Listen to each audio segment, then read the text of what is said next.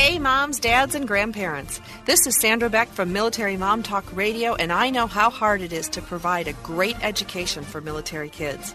K-12 believes every child is uniquely brilliant, so to prepare them for college and succeed beyond high school, they deserve an education designed just for them. Learn more at k12.com/grade about enrollment.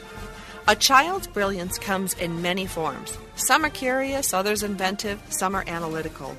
K-12 is a full-time, tuition-free, online option to traditional public school. Taught by state-certified teachers, schools powered by K-12 provide an individualized education, enhancing your child's ability to succeed. K-12 programs teach to and embrace your child's unique brilliance. Students from K-12 powered schools go on to fine colleges and universities, enhancing their ability to succeed in life. Be part of the community of families who have succeeded with a tuition-free online K-12 education. K-12 welcomes students from grade K to 12. Visit k12.com/grade or call 855-628-9531 for more information about enrolling. That's k12.com/grade.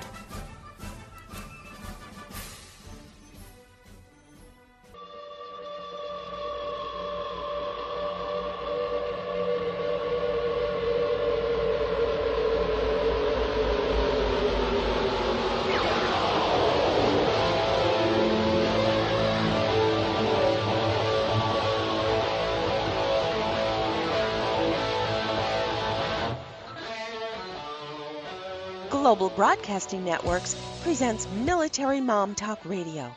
We know behind every soldier, sailor, airman, and Marine is the family supporting them. With over 200 episodes in 17 countries, over 5 seasons, with 3 million monthly listeners, we are radio strong. Military Mom Talk Radio is sponsored in part by K-12. No matter where our military families are, K-12 enhances your child's ability to succeed. Now, here are your hosts, Sandra Beck and Robin Boyd.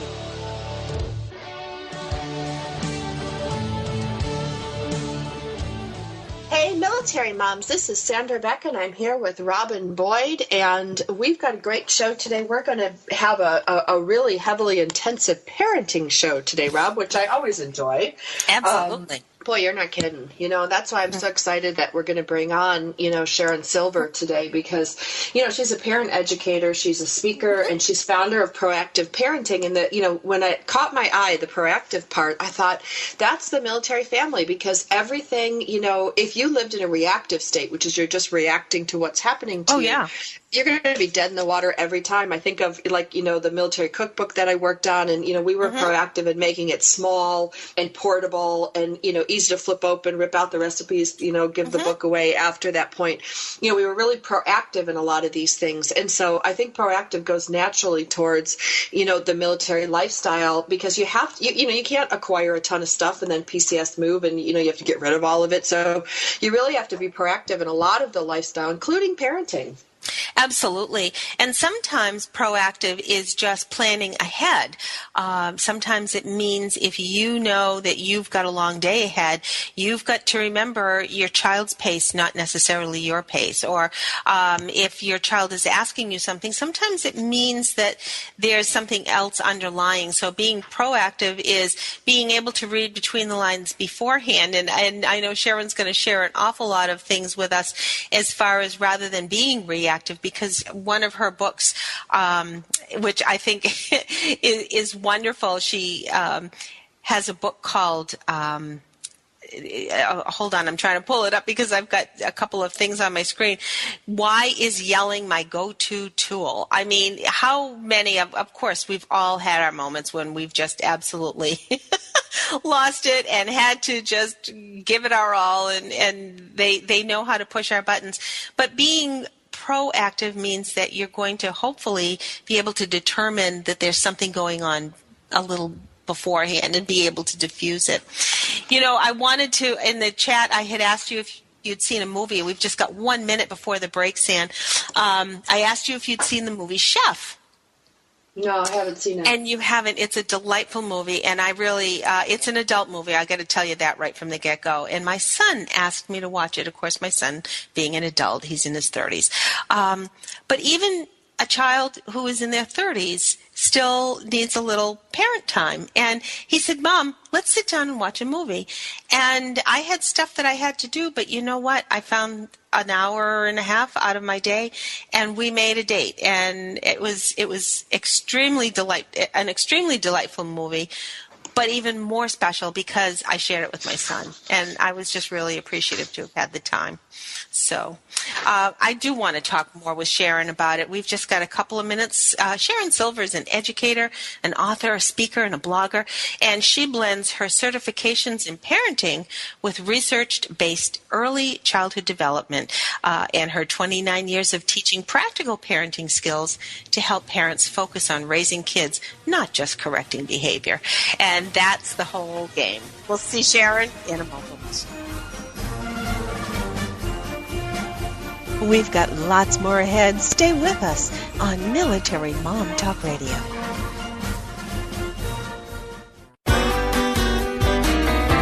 It's words you never heard. Only 6 golfers in history have ever shot a hole-in-one while taking part in the Ryder Cup.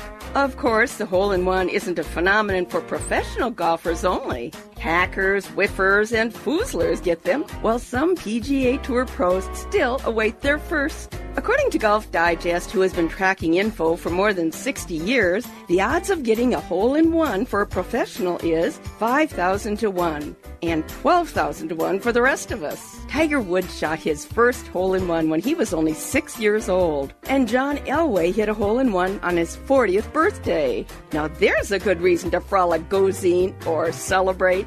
I figured out why golf instructors insist you keep your head down and look at the ball. It's so that you can't see them laughing. It's words you never heard. I'm Carolyn Davidson, and you can have fun challenging your words you never heard vocabulary with my free app, Too Funny for Words.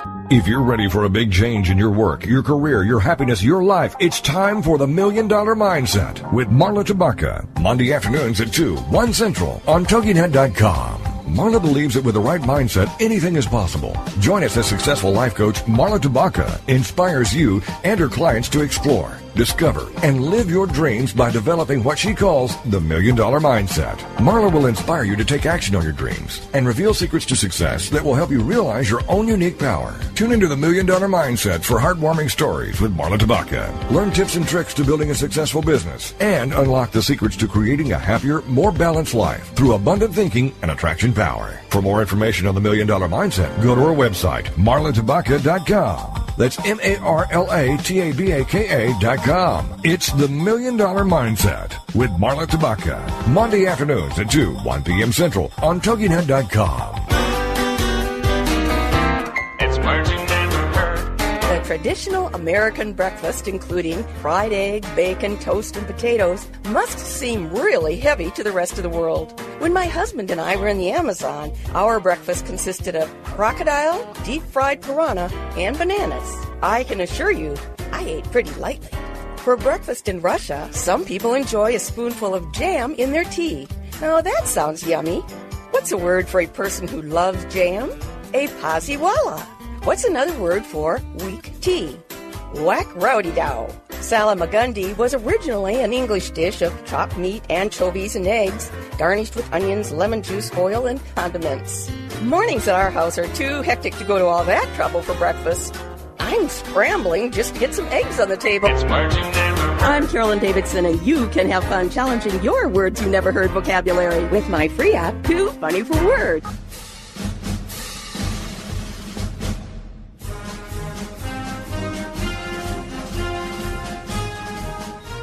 We're back with more great conversation on Military Mom Talk Radio.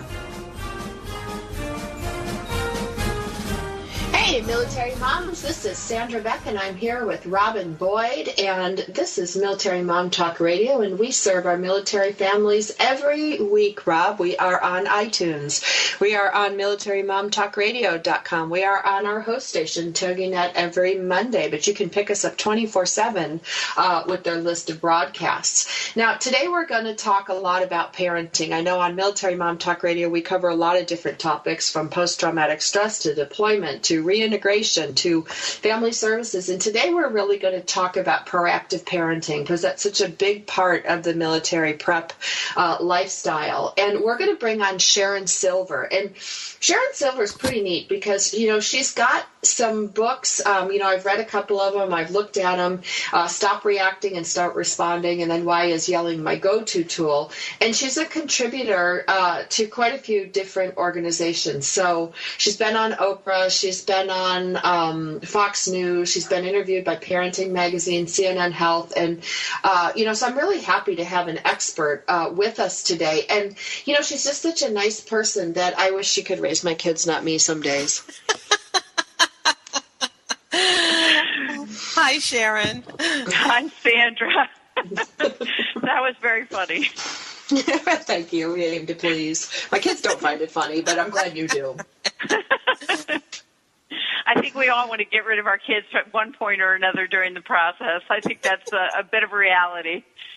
Well, and Sharon, let me ask you something, because, it's funny. Over the years, I've been on the radio, and I'm always the one to point out, I'm like Bad Luck Schleprock sometimes, to point out, the dark cloud. But, it is tough, and everybody says, oh, it's the toughest job you'll ever love. Well, there are days where I'm like, I hate being a parent. I don't want to do this anymore. There is no break. And granted, I'm a single mom and a company owner, and my kids are elementary school age, and so I get a large dose of, well, I'm going to go live with my dad, and you can't do anything about it. And then I just say, no, you're right, I can't. And it's really tough. And, you unearth this loving, confident, calm, and good parent. But I want to acknowledge that, especially within the military family, Sharon, there are so many more stressors than in a traditional family. I can speak from experience. And so this is really important for our military parents to listen to. Oh, I agree. I think there's a lot of stressors, and they lead directly to reacting. And the one thing you left out that is really the foundation of proactive parenting is calm and firm. So, yeah, there are days when, the kids have a bug in their bonnet or whatever, and they're just really pushing you toward a reaction. And the goal is, wait a minute, I have to be the adult here, and they're learning. Their foundation is not completely set yet. So they have stressors as well. So we have to model for them, and that adds even more stress to our life. But the truth is that reacting and yelling just really creates the illusion that you're actually stopping misbehavior, because you're not. Because the bottom line is that every parent has the same goal. When they're faced with a discipline issue, they want the behavior to stop right this second. But when you're not faced with a discipline issue and you're not in that stressor, we all pretty much have the same goal, which is, I want my kids to learn better behavior. So in order to respond, what you want to do is you want to stay focused on the goal of teaching your child about behavior. Because the bottom line is, emotional reactions and yelling take over the correction messages.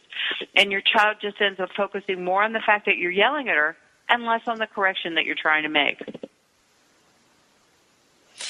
I think it's so important, too, that we go beyond the take 3 breaths. I think there's always a reason why a child is lashing out. And it could be just pure frustration that the child has no other way of expressing something else that's underlying.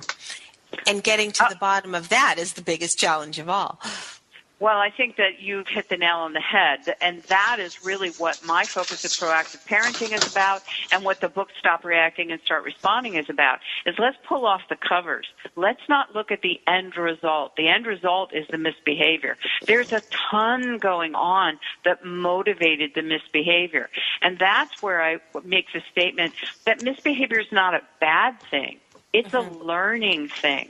It's a red flag that your child is sending up, trying really hard to say, hey, I need some help here. And so if, as a parent, you're classifying your child's behavior as bad, you have no choice, because it's just how human beings are wired, to unconsciously lean more toward reacting and punishing. But that creates that emotional block between you and your child, and now you're back to reacting and focusing on the end result. So what you want to do is you want to sort of find ways to respond, stay calm but firm, and say, let's look at what's motivating this. And we'll get to how you express that motivation in a minute. And that creates a bond between you and your child. Well, can I just say something that I'm going to flip around the opposite too? Because, as someone who is in a high conflict divorce and, parenting is really challenging for me some days, Sharon, I have to apply what you just said to me too. Like, it's not just all about the child and the child's needs and what they need. When I feel myself ready to blow, like, you can finally feel it boiling up in your chest, it gets to your neck, and then your head starts getting really hot, and you're like one of those Looney Tunes, like, woo, the whistle's ready to go. And blow up. I have to do the same thing that you talked about, like with the child. Like, it's a twofold thing. I have to look at, go like, oh my God, red flag, Sand, you're ready to blow. Like, I need some help here. I need to stop reacting. Like, it's like I have to do that first and then get myself under control, which is why I will say to the kids, look, guys, I've had a really bad day. I can't deal with this right this minute. Just give me 5 minutes. And then I'll walk in the kitchen, make a cup of tea, like breathe myself out of my lunacy, and then come in and deal with their lunacy. Because, like, especially in high conflict, like parenting, co-parenting situations, there's conflict every day, all over the map, from all these different stressors. Then you add in military into the mix, and no stability, constant change. It's a recipe for conflict on every level. Oh, absolutely. And I think that that's something I really appreciate, that you flipped it toward the parent, because just like they say, and this is standard, on the airlines, you have to take care of yourself first, but it's really true. What do you have to give if you don't take care of you? But more importantly, instead of us feeling guilty as moms when we have to take care of ourselves, remember, we're showing our children in action what you're supposed to do. You're supposed to say, wait a minute, I'm going over here. I'm going to take a minute. That shows the child that when they get like a Looney Tune and steam is blowing from their head, that they're supposed to say, Mom, wait, give me a minute. And, one of the things that is the biggest trigger for parents, especially in the military, maybe not especially in the military, but I say parents in general, is disrespect. And that's a trigger that will cause parents to go into the reaction mode in 2 seconds flat. And I want to make sure that all the people that are listening get my 2 magic words that will stop disrespect. But not only will it stop disrespect in its tracks, but it gives a parent a moment to do that breathing instead of going into the reaction mode. And the 2 words are, try again. So, notice that I'm being very calm here, but I can also be very firm, which is try again.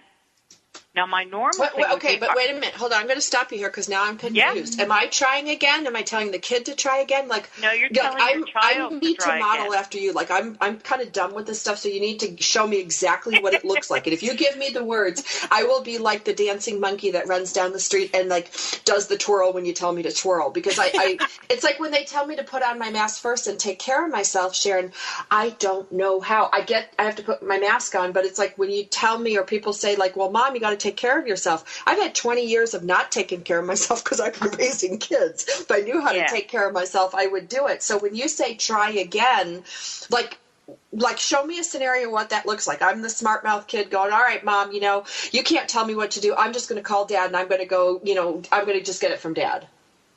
Right. Now, in that moment, what is your natural tendency, I'm guessing, would be, to go on the reaction trail and to start having a power struggle with the child. Don't you dare pick up that phone and call your father. It's not his time. You deal with me, and off you go. But in that moment, capture your reaction mode. Take a deep breath and take all of that stress and put it into firmness as you say, try again. And then you go silent.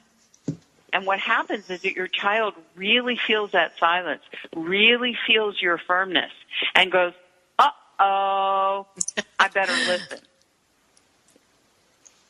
So you want to capture your reaction and deliver it for women, we tend to raise our voice up an octave whenever we're upset. Now we sound shrill and we're shrieking. You want to lower your voice one octave and let it sit in the center of your chest and emote your power and emote your calmness and your firmness. And your children, their whole body, you'll watch their whole body. It's like thunder just went through their body, and they go, oh, my God, she's firm. We've got a couple of minutes before the break, Sharon, and on the other side of the break, I want to bring up that preteen to teenage years when they just go, oh, you don't understand, and run to their room and slam the door, because then there is nothing more infuriating to a parent to be facing that slam door, and you know you're going to have to face them eventually, but it is difficult because everybody does need their space.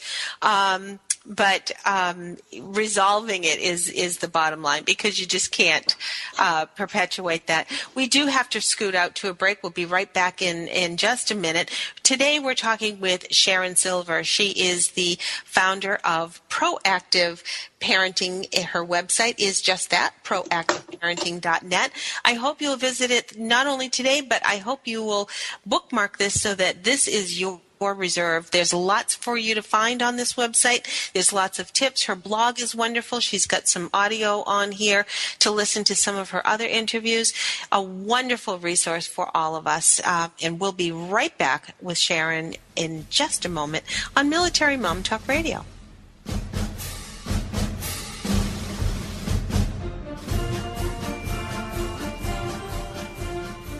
We've got lots more ahead. Stay with us on Military Mom Talk Radio.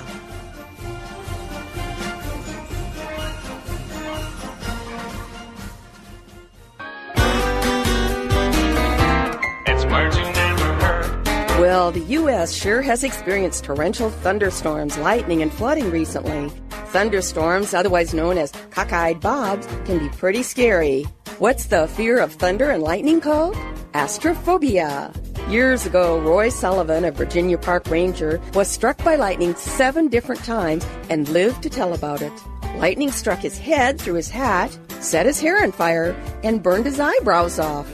The current from the lightning traveled through both legs and blew his shoes off. The final lightning bolt hit him while fishing, and he was hospitalized for chest and stomach burns. Believe it or not, Roy Sullivan managed to recover from 7 lightning strikes, but later died of a self-inflicted gunshot wound as a result of loneliness, otherwise known as azygophrenia. It's words you never heard. I'm Carolyn Davidson, and you can have fun challenging your words you never heard vocabulary with my free app, Too Funny for Words. Have you heard? The pages of American Patchwork and Quilting magazine come to life on our new weekly online radio show, American Patchwork and Quilting. Join Pat Sloan, our blogging and quilt designer host, as she talks about the latest trends, ideas, and inspirations. Her guests include quilt pattern designers, authors, quilt shop owners, and our editors, all quilters, just like you. Call in with your questions. Get quilting tips from industry experts. Learn about free patterns. Hear behind-the-scenes stories from our magazines, American Patchwork and Quilting, Quilt Sampler, and Quilts and More. Get the scoop on free stuff and find out more about the best independent quilt shops in North America. To listen to a live show, tune in Monday at 4 p.m. Eastern. Just log on to allpeoplequilt.com/radio. To hear past shows, go to iTunes and search for American Patchwork and Quilting Radio. We hope you'll join us because we know that quilting changes everything.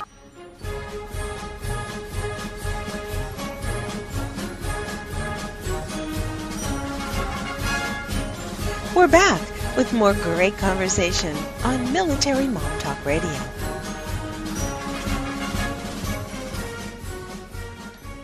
Hi, Military Moms. This is Sandra Beck, and I'm here with Robin Boyd, and we are with parenting expert Sharon Silver of Proactive Parenting. And Sharon, you know, the divorce rate in the military is really high. Sometimes I hear it as high as 70%. So a lot of the people listening today might be in the process of divorce, struggling with blended family issues. Pile on all all the challenges of the military on top of it. And you've got some really, parenting in the trenches things going on here. You also might be on bases isolated from your family, and you have your, close friends on the base. But some of these locations are pretty remote, and it's hard to get good services. And so that's why I'm really thankful that you're here today to talk about, like, when you're already so stressed out as a parent, just on a good day, with everything that's thrown to you in a typical military family. I think about a lot of my friends whose husbands are on deployment, and they're a single parent on top of all, everything else that's going on.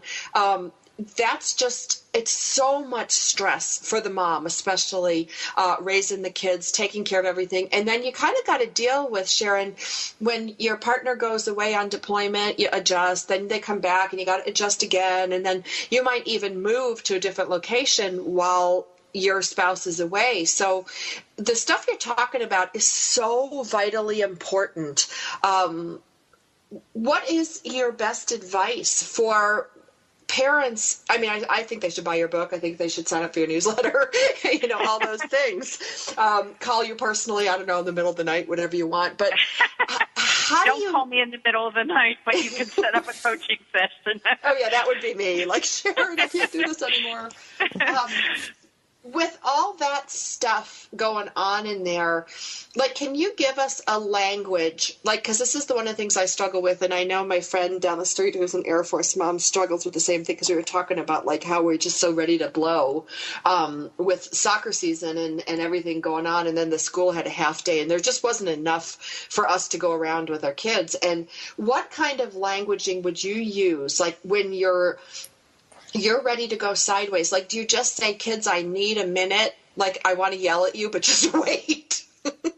Well, I think you bring up a really good point. I think that, I'm a child of divorce. Now, I don't think that it's the same as being in the military for any stress, for any reason, because those stressors are just piled on and piled on and piled on. But so I see it from the child's point of view as well as from being a parenting expert. And the one thing that I would say is, regardless of what happens in life, what you need are your boundaries and your values to accompany you everywhere they go. Because the truth is, that's what surrounds you, that's what brings normalcy, that's what brings comfort. So when you say things like, try again, that means, I understand you started a new school today. You don't like it. You want me to pay for the fact that you're uncomfortable. So you've come home and you're picking a fight with me. But I'm going to hold the boundary, which sets the child back to himself. You want to think about it as the child has left their center. They've left what's normal. They've left what's comfortable. So the reaction is the red flag saying, I'm going to pick a fight with you because I hate you right now. You made me go to yet another school. And then when you set up the boundary, when you use these words, when you use the terms, and there's tons of them in the book, then the child goes, okay, it doesn't matter where we are on this planet, my parents are still the same, they still have the same expectations for me, and they still talk to me the same way. And that brings them back to themselves, and that brings them back to comfort. So now I'm sorry, Rob, this is like my free parenting hour. So because I'm struggling with so many of the things Sharon is talking about. I've got an 11-year-old that'll fire back at me, and I just know that this is going to be next. When I say try again, when I do this the first time, and he's like, well, what does that mean? What do you mean try again? I'm the monkey on the street dancing for coins. So tell me what to do. Like when he says, what does that mean? What do you mean try again? What do I tell him? Okay, in the beginning, when you do this the first couple times, you bring up a great point. You're going to have to explain it. So you say, son, I don't appreciate being spoken to that way. So when I tell you to try again, I want you to restate what it is you want to say to me in respectful terms. And I will continue to say, try again, until I get that respect. And only then will we talk. So you explain that a couple times, maybe 1, 2, 3 times, and then from then on, you simply use the words try again. Now, be prepared, because when you address a child with that much firmness, they're going to push back and they're going to say, well, their unconscious mind says, well, she's never been this firm before, and I've always been able to nag her, and I've always been able to, trip her up. And so they go back to, it's not that they're being disrespectful. What they're doing is they're going back to what is habitual, what has been before. You're introducing something new, and what has worked before. So you have to power your way through that. And that's where you stay calm. So just firmly hold my ground with Max, I don't appreciate you talking to me that way, so I need you to say it to me again in a way that, like that we can figure out what's going on and we can work this out. Would that be okay? Or am I too weak again? I would think that that's a little bit too much information in the moment when a power struggle can react. Okay. When it can flare up. So you just want to say, I'd like you to say it again in a more respectful way.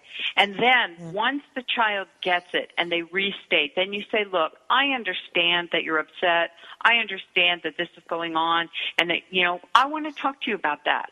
But I will not talk to you when you're disrespectful. So just know that. From now on, if you're disrespectful, I'm going to say try again, and then we'll talk. Okay, because I'm going to use this today because my kids are coming home from their dad's house from the weekend. Rob, you should see my desk. I've got all these Post-its. Okay, try again. Don't forget to say try again. Because I'll put it on my fridge. I'll put it on my phone because you never know where the kid's going to come, and you don't want to be caught unaware. So I just made 5 Post-its to put one on my fridge, one on my phone, and I'm going to carry it around with them because the blow-up's going to happen, and that way I know I've got a strategy. And for parents out there that, we're stressed, we're busy, whatever, try again on a Post-it, stick it to your cell phone so that the next time you guys get in an argument, you do the try again technique. Absolutely. And, I also want to address what the other person asked me. I forgot her name. I'm sorry. Robin, that's what I was going to wrap around, because what about that slam door? Talk about disrespect. Yeah. That is perfect. The segue is just perfect because you get to a teenager. And the one thing that I think parents really need to understand with regard to child development is that there's a certain point at which your child's unconscious has basically taken all the information that they can get from you. And the focus changes to the peer group and changes to the outside world. That's around the time that you're talking about with a teenager, where now all of a sudden, I don't care what you say, Mom, you don't know anything, you don't live in, my day-to-day reality, I'm going to slam the door. You don't know, Mom, you don't know. Yeah, you don't know how it is for me, Flashback. Mom, what do you know? And what you want to understand here is that you want to honor that, and you want to respect that, and you want to say, no, I don't know. And what I want to do is I want to show you how we're going to talk about this.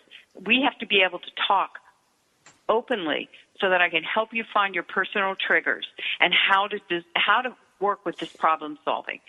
And what you're basically doing is you want to create the critical thinking sequence that's used in problem solving. And you can't do that when you've hit the emotional block of, what do you know? So you want to say, I'm right here. Come talk to me as soon as you're ready to listen.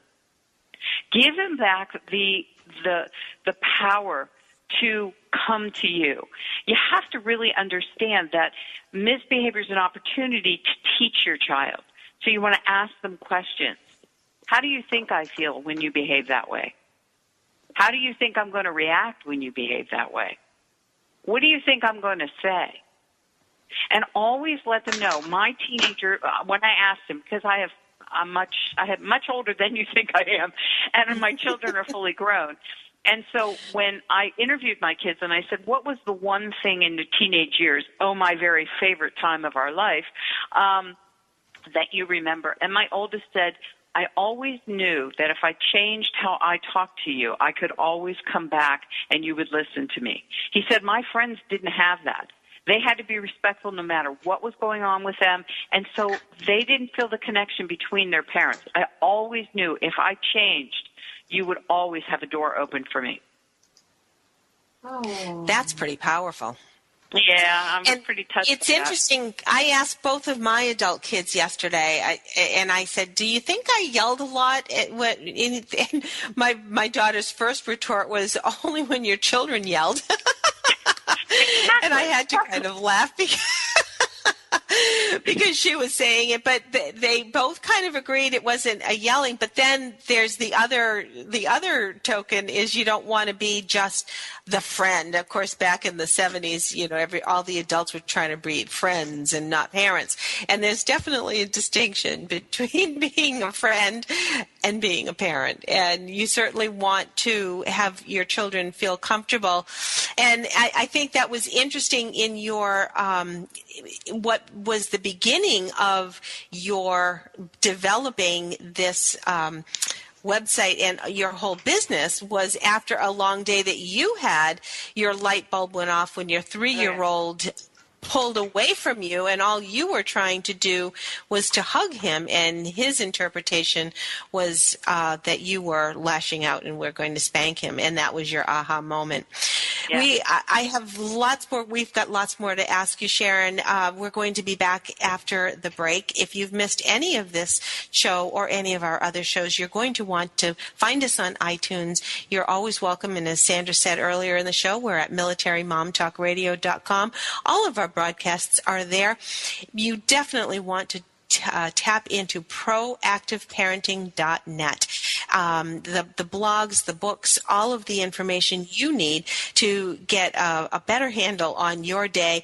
And it's amazing how once you have a couple of these techniques under your belt, everything else is going to sort of kind of fall into place, because the kids are going to realize there are some boundaries, that you're going to realize this doesn't have to be a power struggle. And I gotta say, I wish that there was Sharon Silver around a long time ago. We'll be back with lots more from Sharon after this break.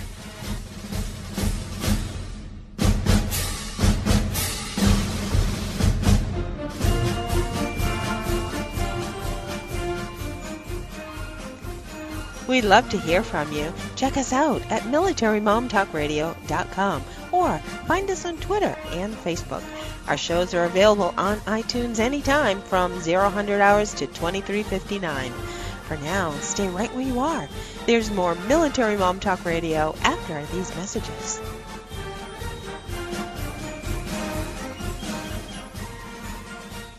If you're ready for a big change in your work, your career, your happiness, your life, it's time for the $1 Million Mindset with Marla Tabaka. Monday afternoons at 2, 1 Central on TogiNet.com. Marla believes that with the right mindset, anything is possible. Join us as successful life coach Marla Tabaka inspires you and her clients to explore, discover, and live your dreams by developing what she calls the $1 Million Mindset. Marla will inspire you to take action on your dreams and reveal secrets to success that will help you realize your own unique power. Tune into the $1 Million Mindset for heartwarming stories with Marla Tabaka. Learn tips and tricks to building a successful business and unlock the secrets to creating a happier, more balanced life through abundant thinking and attraction power. For more information on the $1 Million Mindset, go to our website, marlatabaka.com. That's MarlaTabaka.com. It's the $1 Million Mindset with Marla Tabaka. Monday afternoons at 2, 1 p.m. Central on TogiNet.com. If you could live your life truly standing in a place of peace, joy, and abundance, wouldn't that make your heart soar? Now you can, with Lessons in Joyful Living, with your host, Kimberly Rinaldi, Mondays at noon Central. Kimberly Rinaldi, having created a highly successful coaching practice, now teaches lessons in joyful living. She believes in empowering others and that through it, you have the ability to break through any and all barriers, thus allowing you to reach your greatest potential and joyfully step into your life's purpose. What used to take weeks, months, or even years, she can now teach you in a matter of hours with her programs. For more on Kim and her show, go to our website, KimberlyRinaldi.com.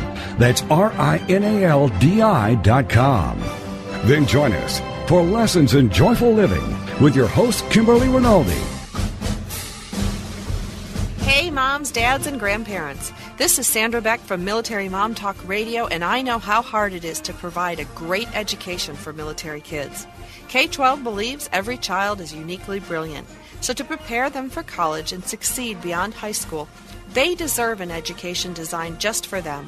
Learn more at k12.com/grade about enrollment. A child's brilliance comes in many forms. Some are curious, others inventive, some are analytical.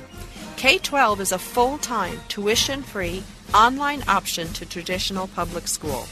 Taught by state-certified teachers, schools powered by K-12 provide an individualized education, enhancing your child's ability to succeed.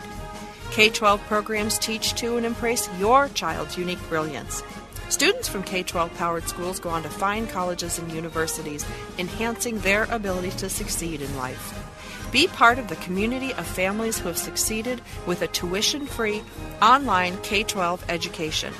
K-12 welcomes students from grade K to 12. Visit k12.com/grade or call 855-628-9531 for more information about enrolling. That's k12.com/grade.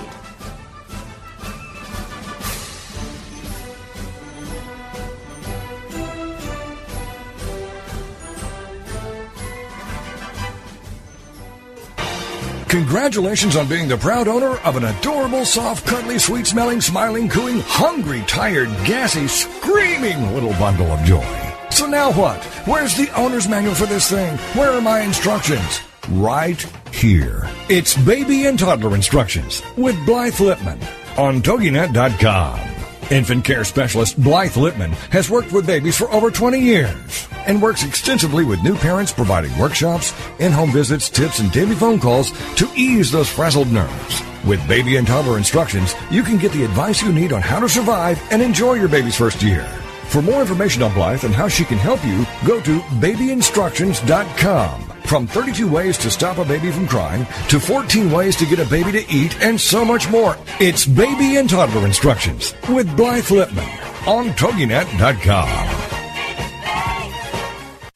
It's the Fitness Minute with fitness expert Annette Hammond. One of the best ways to prevent injuries while exercising is by warming up first. Most of us are in a hurry, and it can be tempting to skip your warm-up and get right into your workout. But don't do it. Warming up is vital and necessary. Taking 5 to 10 minutes to get your body prepared for a good workout is well worth it. If you're going for a run or a brisk walk, walk slowly first and increase your speed so that your heart rate is rising. Even if you're doing a weight workout only, it's important to warm up for at least 5 minutes on the treadmill or just by walking around. Warming up gets the blood flowing to your muscles, heart, and joints and prepares them for a good workout. Mentally, it gets you focused on what is ahead, whether it is running, biking, lifting weights, or another mode of exercise. So don't skip your warm-up. It's an essential part of every workout. For the Fitness Minute, I'm Annette Hammond.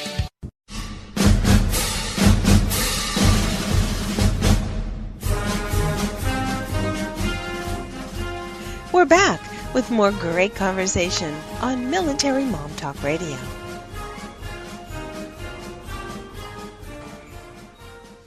Okay, this is Sandra Beck from Military Mom Talk Radio, and we are visiting with Sharon Silver of Proactive Parenting today. And a little bit before the break, we were talking about a technique that I think is going to be really helpful in my household, you know, when you're in an argument or a battle with your kid, and he says something not just disrespectful, I'm going to throw into the mix, girls, hurtful, because my son doesn't, one of them is disrespectful. He's the eye roller and the huffer and the, you know, insulting comments.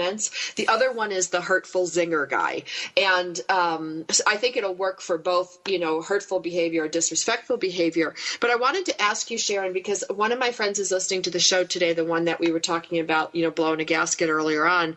And she texted me and she's like, ask this lady, how do we change it? Because she has 4 kids, and she's got a, you know, 5-year-old, she's got an 8-year-old, she's got an 11-year-old like mine, and a 14-year-old. So the try again I can see working really well with the 11-year-old, you know, the way you languaged it.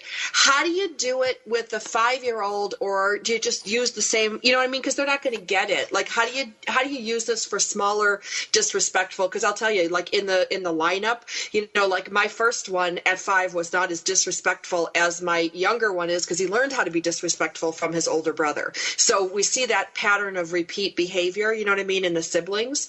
So how do we language that try again thing? I get the try again, but can you give me the languaging and give Sharon the languaging for what to say to her 5-year-old versus her 11-year-old and her 14-year-old and her 8-year-old? Like, how does that change? Well, it does change, but the first thing I want to really focus on, and I promise to get to this and hold me to it, is that I want everybody to sort of change the way that they view disrespect. I want you to see that there is a possibility and entertain the possibility that some disrespect is absolutely developmentally motivated. And if we attack every single thing that we see, like the eye rolling or the heavy sighs, and we address everything, we are basically writing the script for the future. We're telling our child, this is how you can really irritate me. So go ahead and do that eye roll thing. Go ahead and take a deep sigh, and you know that's my trigger, and I'm going for it. But the truth is, if you let it slide in the moment, and you do not identify it as being disrespectful, it will go away. It disappears because that's not something that you have attached meaning to. So the more you attach meaning to these things, the more you're writing the script for, oh, this is what really makes mom mad, and I don't know how to do that, and I don't know how to do this. So that's one thing that you want to really focus on. The other thing is that you want to really look at what are the dynamics of a power struggle. And that's really where a tremendous amount of headway can be gained here. And I'm not going to forget about how to language this. But I want you guys to imagine a rope. It's just a regular rope, and the parent's holding one side and the child's holding the other side of the rope. When the child argues, he pulls the rope over to his side. When the parent reacts to the arguing, the parent is pulling the rope over to their side. It's like a tug of war going back and forth. But what we forget when we get into a power struggle is that the rope actually represents our relationship, and it's being pulled tighter and tighter and tighter. And the more arguing we do, the more the relationship is out of alignment.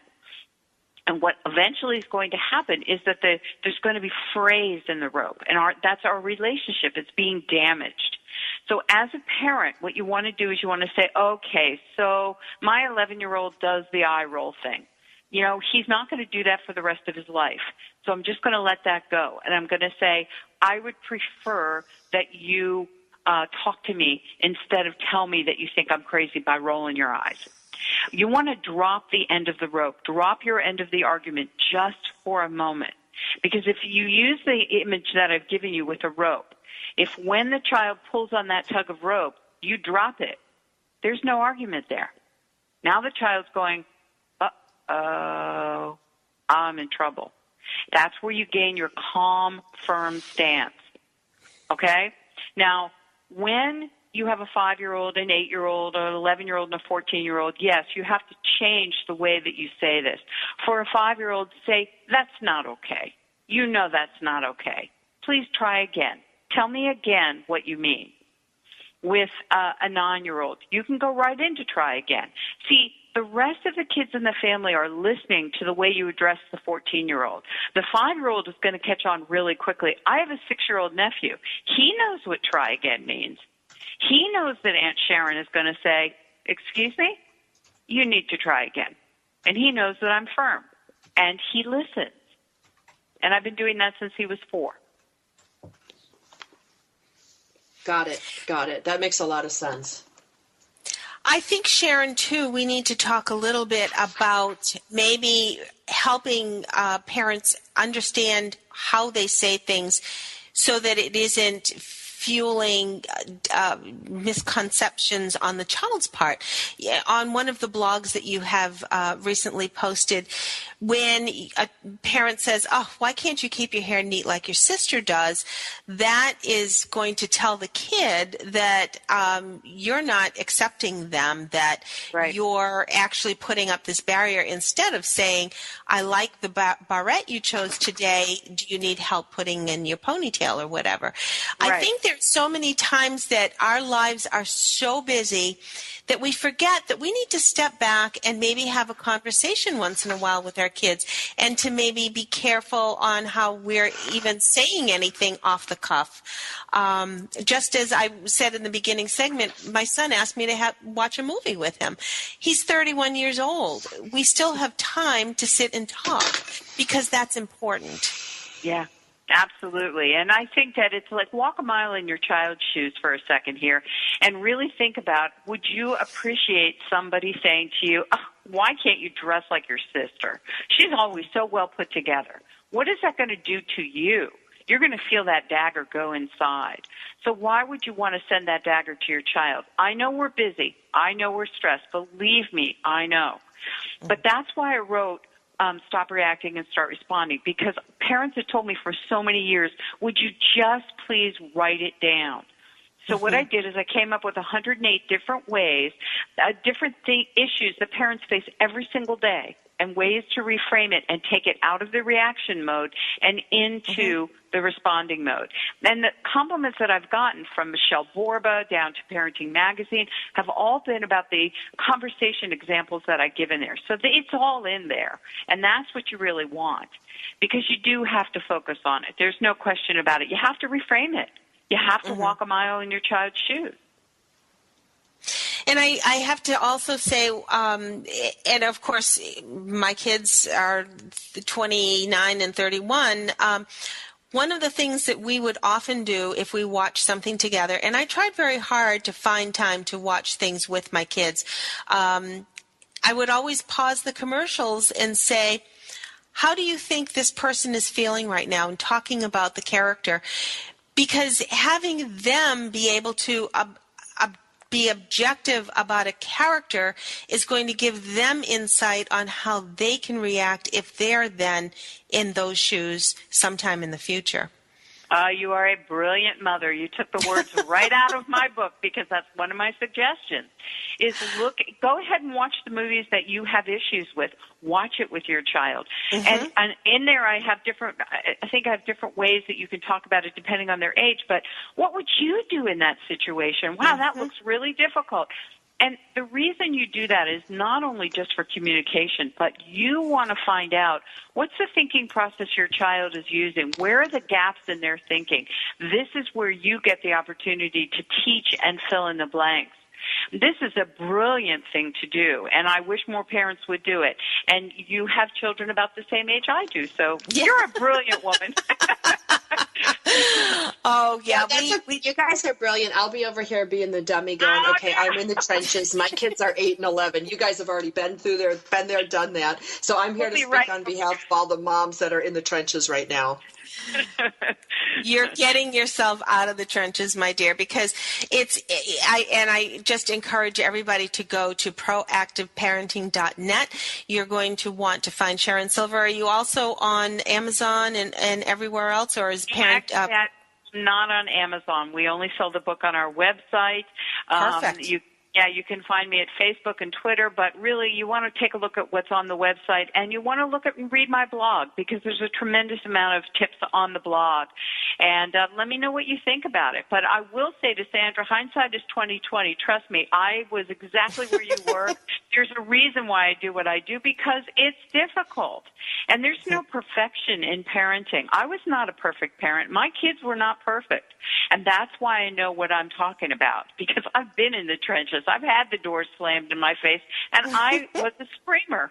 And the funny thing about it is everyone in the neighborhood knew what I did for a living. So when I lost my cookies, I had to walk around and close the doors and the windows.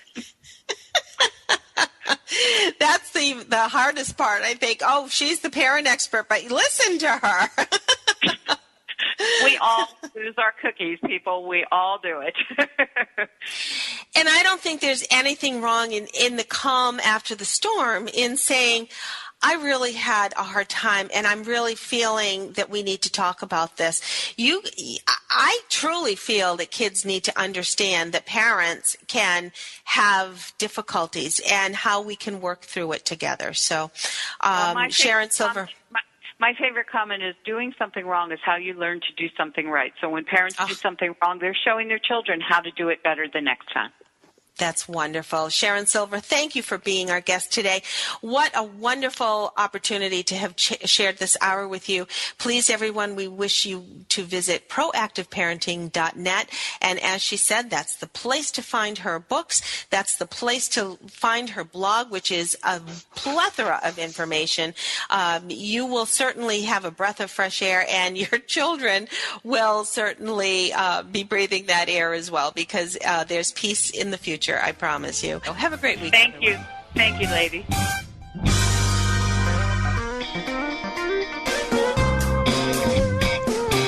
Thanks for tuning in to Military Mom Talk Radio. Want more information? Check us out at militarymomtalkradio.com or find us on iTunes for more than 200 free episodes. Drop us an email or find us on Facebook. We are looking forward to another great discussion. We hope you'll join us on Military Mom Talk Radio.